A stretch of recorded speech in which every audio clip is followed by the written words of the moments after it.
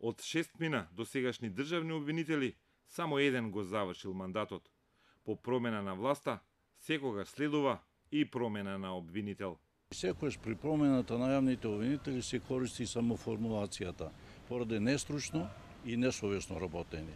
А во што се состои нестручноста и несовесното работење, не можевме ние кои што бевме заинтересирани да разбереме. Меѓутоа, таа флоскула си беше секојаш присутна и доважеше до промена. Трпеновски беше последен обвинител во социјалистичка Македонија. По него, како републички или државни обвинители во зградата до Ману, се сменија Марко Бундаловски, во чие време најголема истрага беше за атентатот врз председателот Киро Глигоров. Година дена по атентатот, Стеван Павлевски, скопскиот обвинител, исто така вклучен во истрагата за атентатот, е назначен за државен обвинител. Во 3 години додека беше обвинител, покрај него протрча транзицијата на општествениот капитал. По смената на власта, сменете и Павлевски и на негово место доаѓа Ставре Джиков. Во негово време беше војната 2001 и случаите од војната, кои со придавката Хашки или без неа, останаа нерасветлени до ден денеска.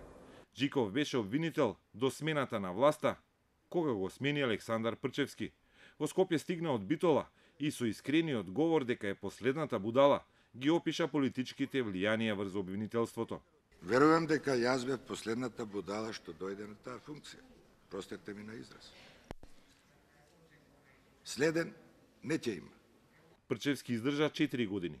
Него отвори случајот Бачило за економски криминал со одштета за овчарот Иснифарич Џемили, исплатена од Министерството за одбрана.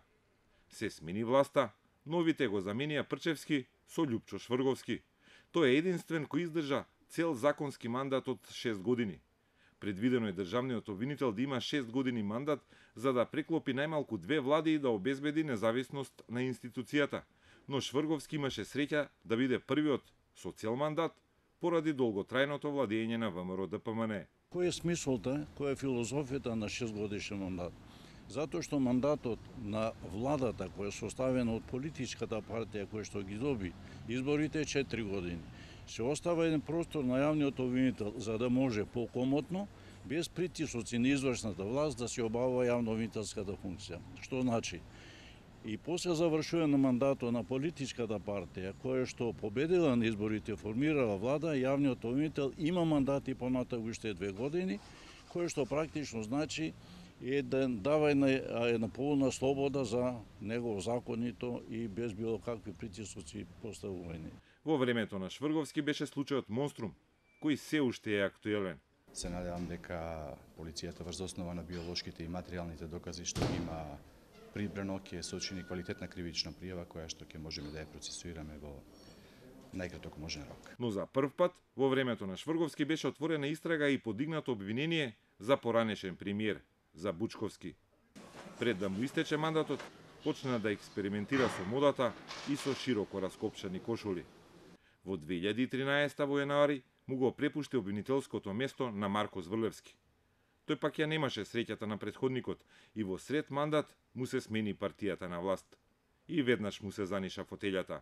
Фотелјата на државен обвинител, функција за која политиката од секогаш имала желба да ја контролира. Државниот јавен обвинител, јавното обвинителство, да биде под некое политичко влијание, бидејќи одлучува за доста суптилни проблеми во неговата работа.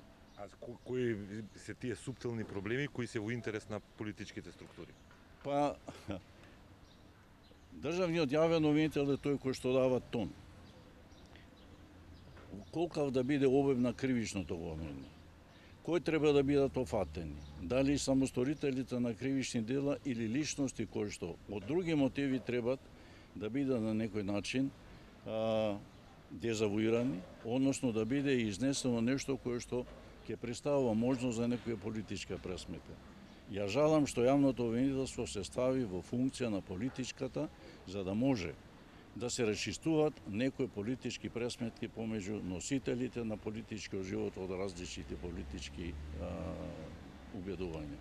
Сега државниот обвинител има канцеларија на 9-тиот кат во кружната барок зграда направена во проектот Скопје 2014.